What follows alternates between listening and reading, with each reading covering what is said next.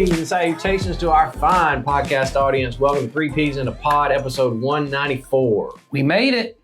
Did that one sound more like it came off of It flowed. You just flowed better? Just flowed. That I was talking last week about how I was struggling with the intro because of the new name that we're just not used to yet, but I feel like I'm getting better.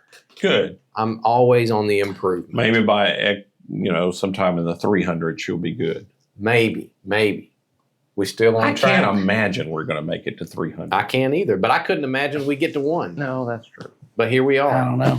People still listen. Often it's the way things go.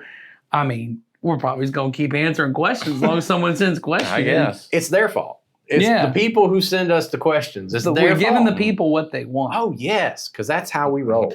The people. The people. We are here for the people. We are. People. So we have a quite long question today. So Okay. y'all better strap in because I got a lot to read. It will probably take us longer to read the question than to answer the question. I doubt it. Well, we'll that find out. hasn't ever been true before. Never been true before. At some point it might. It might be because someone sent us a prayer or a poem. They have an actual question about this prayer or poem kind of thing. So I'll just read the context and then we'll get into it. Here we go. Y'all ready? Mm-hmm. Yep. All right. Don't lose focus. I know that's one of us has a problem. it's a struggle for you, Ed. So just stay with me, okay? There is a question coming. Here it is. I recently was at church and I heard a sermon, evidently not our church, a church. I was Because recently. they couldn't hear a sermon at our church. Well, I don't think we've ever quoted this. Okay, good. Thank Go you. ahead. I'm sorry for getting off. I was recently at a church. I heard a sermon where a pastor quoted a prayer and encouraged us to pray something like it. I don't remember who he said wrote the prayer, but I did take a picture of it and on the screen, and here it is. So here is the prayer poem that they want us to respond to. Disturb us, Lord, when with the abundance of things we possess, we have lost our thirst for the waters of life. Having fallen in love with life, we have ceased to dream of eternity, and in our efforts to build a new earth, we have allowed our vision of the new heaven to dim. That's good. That is good. That's really good. Do y'all know where that comes from? Yeah, I looked it up when I saw it. It's a Sir Francis Drake, I think, poem. Okay. I think I had to memorize part of that at some Okay. point in my The life. explorer Sir Francis Drake. Okay. So the question is this. Should I pray that the Lord disturb me? I have a good life, and I don't know that I should be anything other than grateful. Before we answer the direct question, I do want to say this. Regardless of what our answer to this question is, that says nothing about this pastor's sermon that we have not heard. Because the question comes out of, this pastor told me to do this. What do you pastors think I should do? We do not know the context of his sermon, nor what he meant So in we're the not- sermon. So So, we don't want to comment that he did anything wrong. yeah, I'm just saying, no. I just thought that one should I'll say go. this: the one part I liked about that I think many of us in the United States of America could just need to contemplate is, and I won't quote this correctly, but his first little couplet is, "Disturb us, O Lord, when I have become content with the things of this world."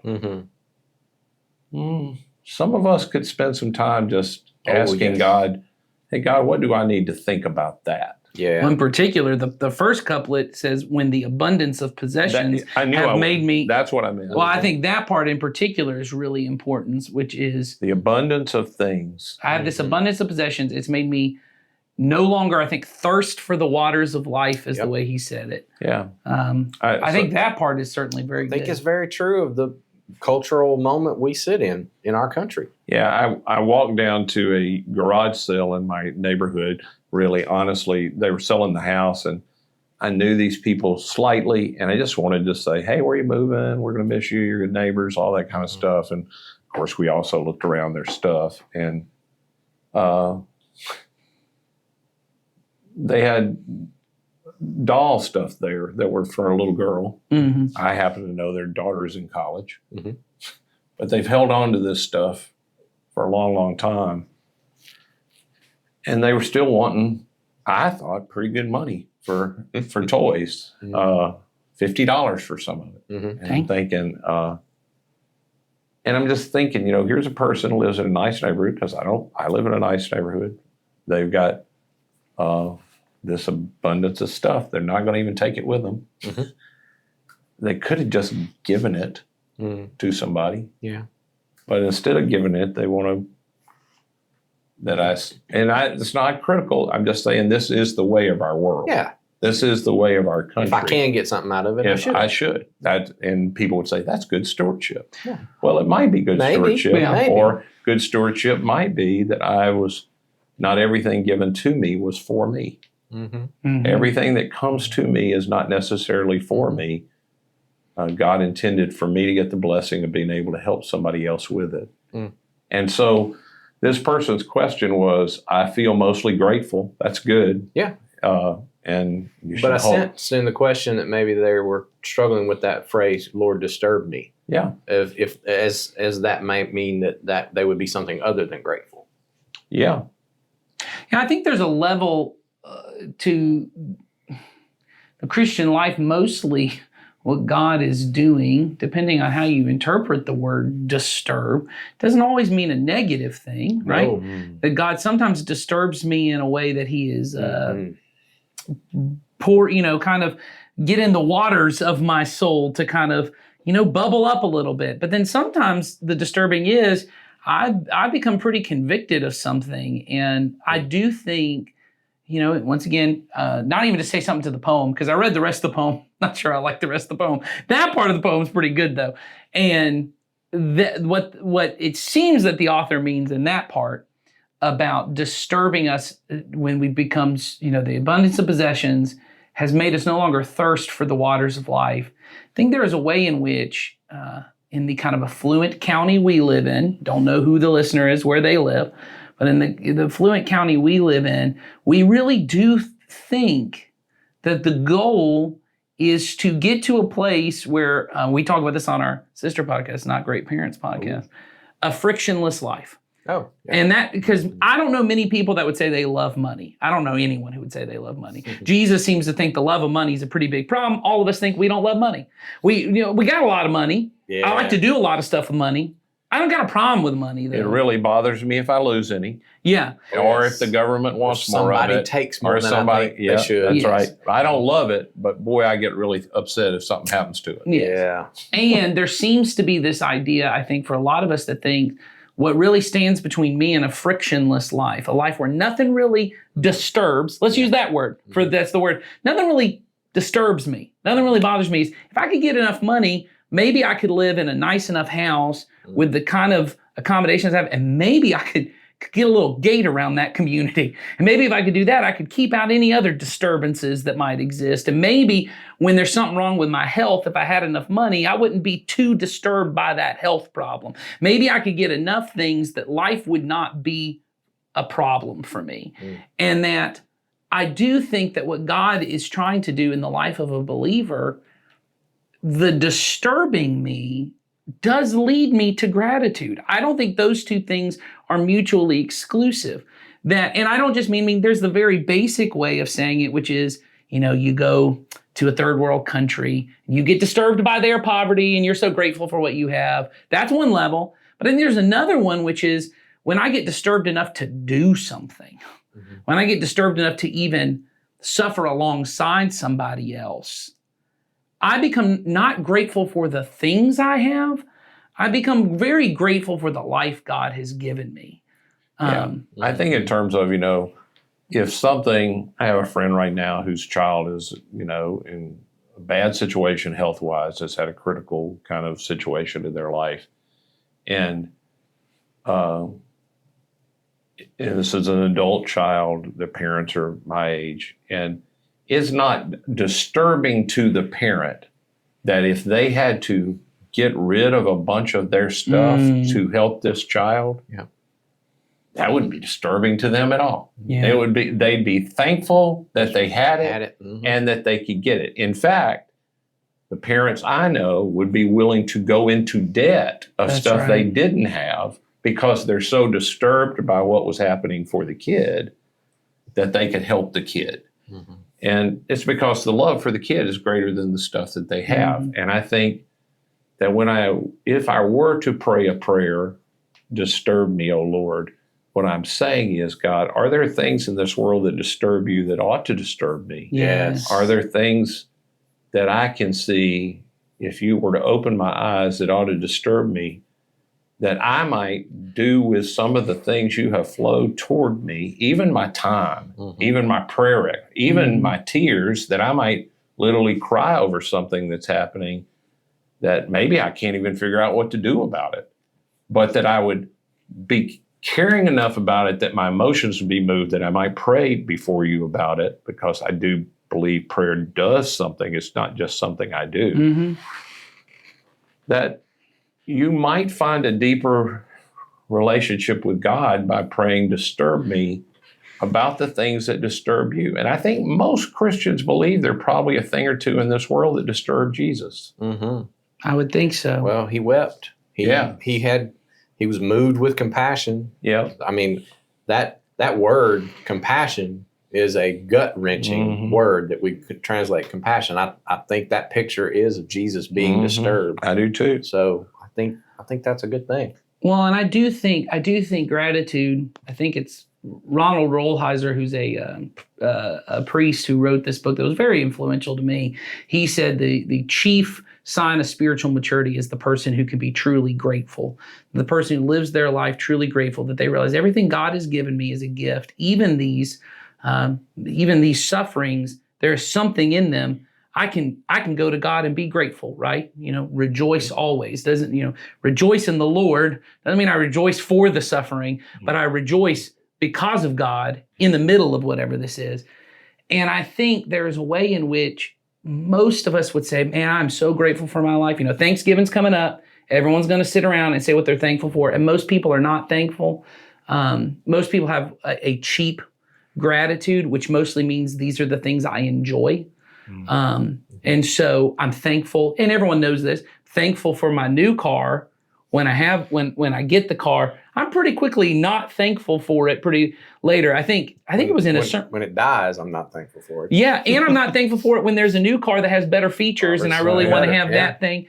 I think it was in a sermon Ed did. It might have been yours. There was a study done about how when you have higher expectations, your gratitude diminishes and your entitlement goes up. That's right. We are a very entitled group of believers.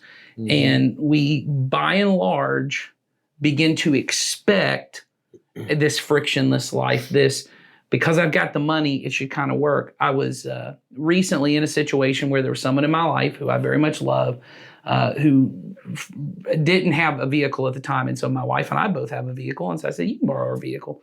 And because of that, my wife had to drive me everywhere. And my kids were very inconvenienced. And I will tell you this much, they were very disturbed. They were why are we driving Daddy everywhere? And I said, well, Daddy's friend. And we were talking about her. And I said, she doesn't have a car right now. And because they're reading scripture, I said, so what does John the Baptist say you should do when you have two shirts and someone else doesn't have one? They said, you're supposed to give it to them. Yep. I said, so we have two cars. She got no car. That seems easy calculus to me. That's right. And I said, so we give one. And they said, oh, this is really difficult, though, to have to, coordinate going to pick up Daddy and come and do these things. I said, but imagine if you had no car and you couldn't do anything else. And I said, I'm a little grateful for the fact that I've been able to be, and I didn't use this word because we didn't have this, disturbed alongside them.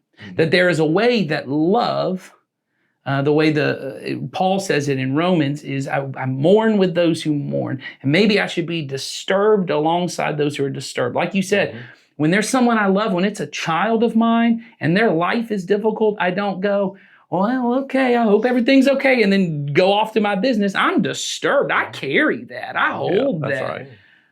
And there's a way in which, and I want to get to this about the gratitude part. There's a way in which I have a deeper gratitude, not just for the things in my life, for the people in my life, for the opportunity to help somebody, for the fact that God has given me a different perspective on life than I had before. All these different things.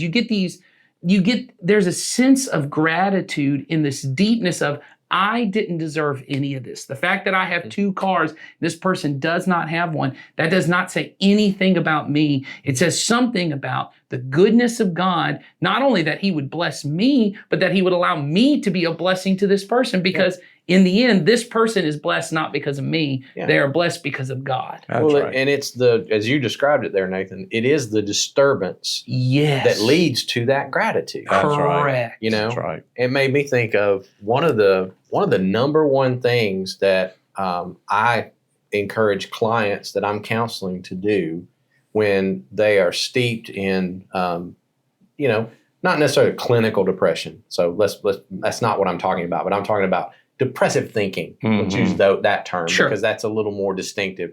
When you're just struggling to find the good in your life, Right. which we all do from time to time. Mhm. Certain seasons are Oh, even- absolutely. Yeah, We all certain go difficult- through them, right? Mhm. So Right. one of the number one things that I work with clients on is I say, okay, here's what I want you to do. And I send them home and I say, I want you to keep a gratitude journal Right. for the next 7 days or until we get back together. And the way I have them do it is I say, every night before you go to bed, I want you to sit and write 5 things for which you are grateful in that moment.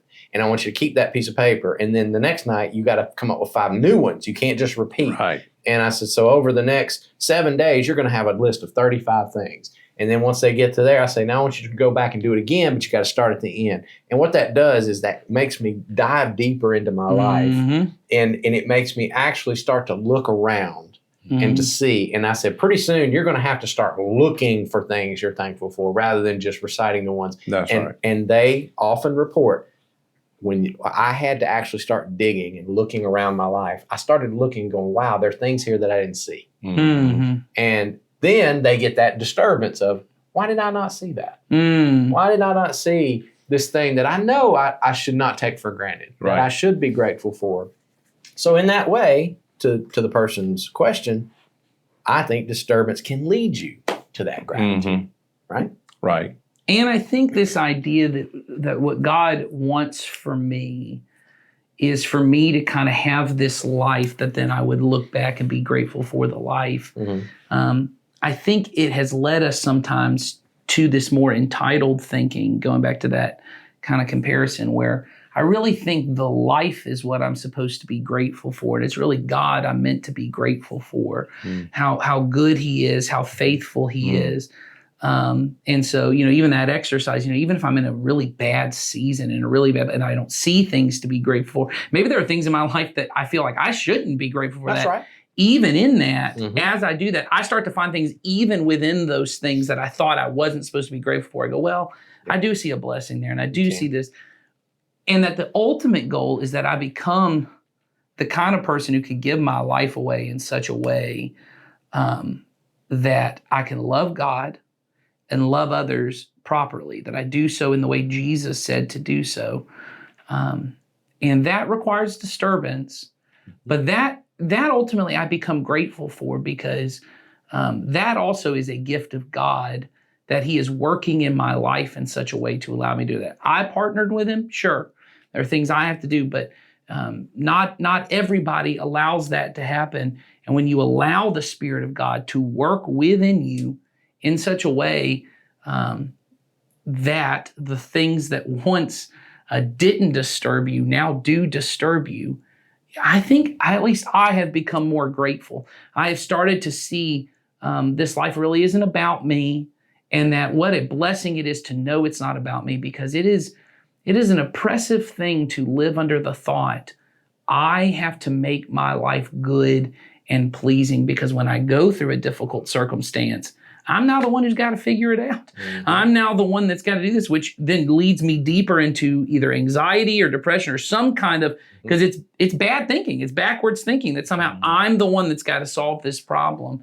I become very grateful for, man, God pulled me through that, or God's at work in this, or all of that. I think the disturbance, like we've said, it leads to this sense of gratitude. So I would say, if to get back to the original question, to the person who asked it, I would say lean into it. Yeah.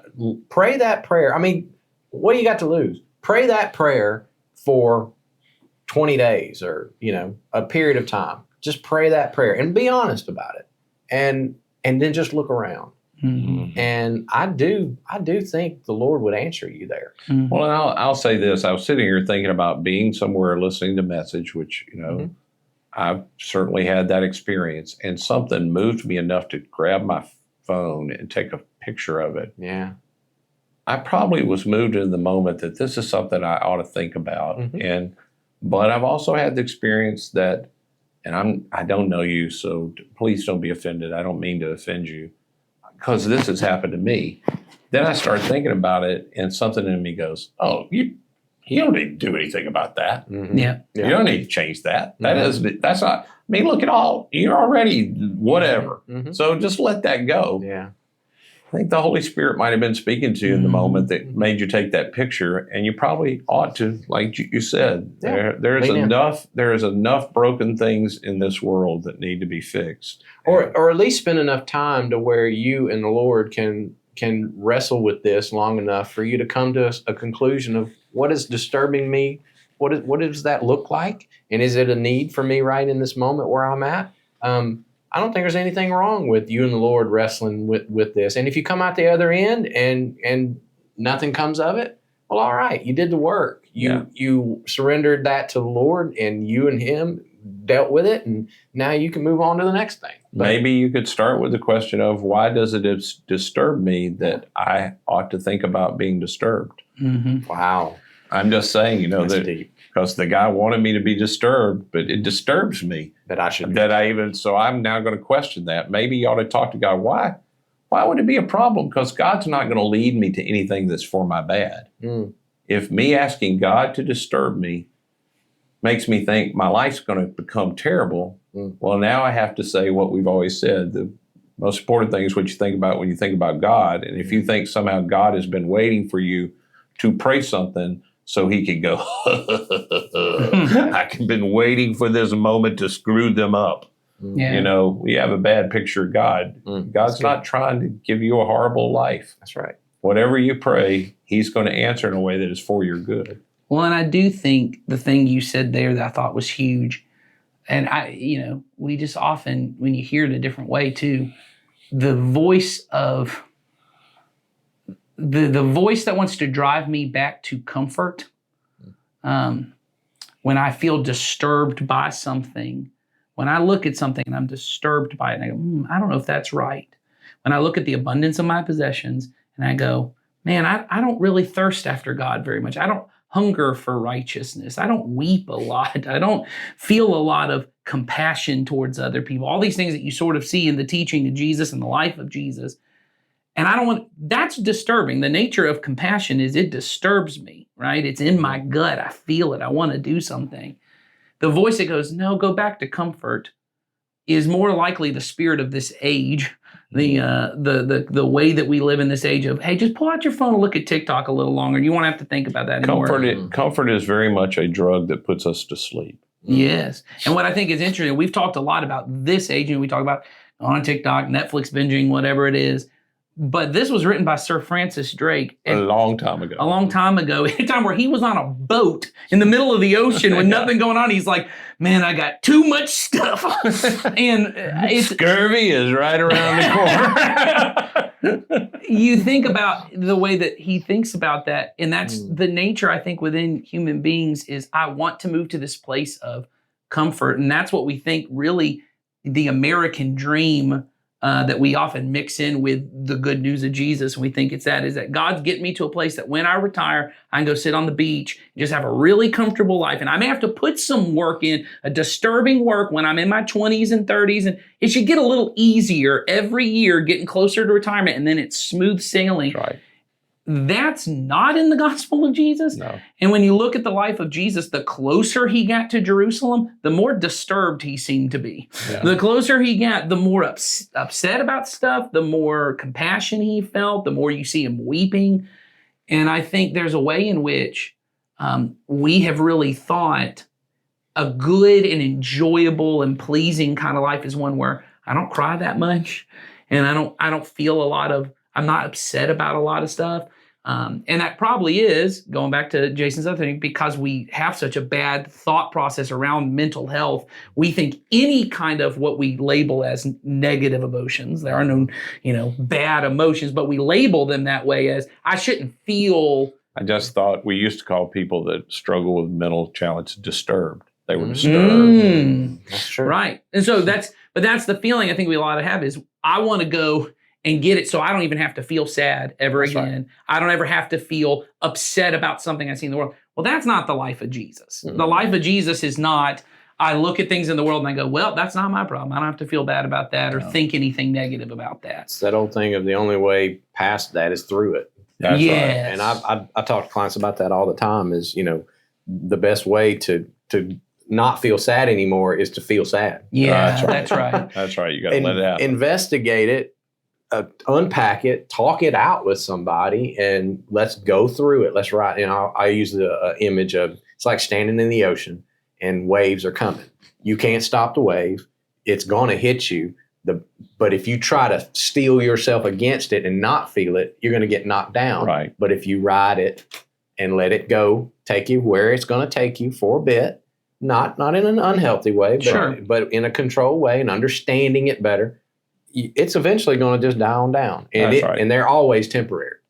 Just pretty much every single situation. It'll be temporary and you'll get past it. And I think when it comes to things that would disturb me in the world, when I look at poverty, when I look at the suffering of people, there's a way in which going into that emotion, into the compassion, into the sadness for someone else, I actually meet God there because he was there. Yep. I said to my girls one time, I love all kinds of art stuff because it's a really way to open me up often to emotions that allow me to really meet God in those things. And we were watching a movie. It's a great movie. Talked about it on our old defunct, I should say. Debunked. We didn't debunk anything about it. I guess you could. But the Family Movie Night podcast, we talked about the movie Just Mercy. It's a great movie. It is a good movie. I watched it with my daughters, and we got to the end of the movie, and I was just so overwhelmed. This frequently happens. My girls make fun of it. And then I just wept for about 2 minutes as the credits go. I often watch credits. No one watches credits.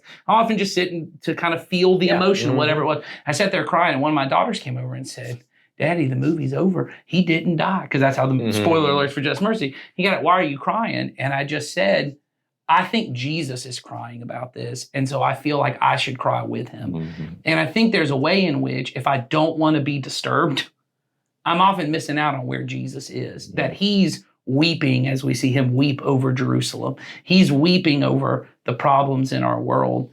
And there's a way in which when I weep alongside, I meet him in that thing. And then I get to be grateful. Thank you, God, that you woke me up to this, that I see that this, as Ed said Sunday in the message, this is not right and it won't be this way forever. That's right. There is a gratefulness, even in that kind of suffering, to say, there's the fact that my soul would say this isn't right. Because there's a way in which in American culture, in every culture, but we live in America, I want to kind of say, well, that's just the way things go. That's just that kind of suffering. You don't pay your bills. That's what happens. You don't work hard enough. You're gonna be in bad situations. And the fact that I could weep alongside those situations and go, regardless of what personal responsibility someone brings, there shouldn't be people who go hungry. No. And no matter what my responsibility is to deal with that, to be able to weep and say, God, one day that won't be so. Thank you. There's gratitude on the other side of that. Mm. All right. So, as I've been saying for the past few weeks, we're still taking questions. There's still a link in the description. You can still reach out to us, and we will get to those as we can, as we inch ever closer to the 200th episode. Yeah. Nathan has promised me food. I'm holding him to that. All right. Once again, because that's what I care about. Well, there you go. I would be disturbed. You would be disturbed. For the sake of your spiritual health, I'm going to let you be disturbed. Maybe you'll be grateful for the food you do have, Jason. Thanks. I'll walk into that. I admit. All right. So you guys have a great week. We'll see you next time. Bye-bye.